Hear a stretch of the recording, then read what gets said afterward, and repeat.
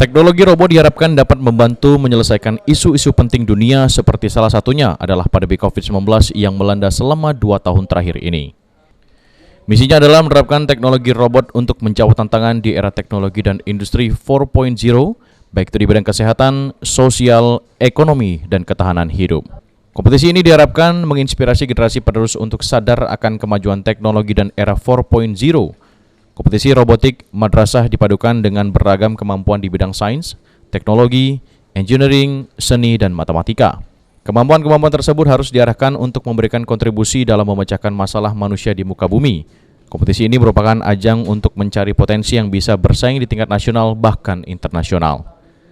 Itu sarana kepada anak-anak kita bisa menunjukkan kemampuan mereka di sains.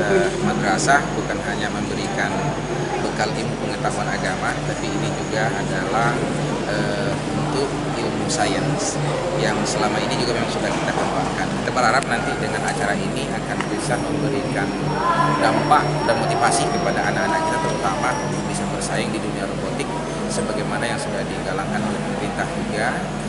Kita sudah memasuki era 4.0, bahkan sudah masuk pada era 5.0. Aprianto, PAL TV.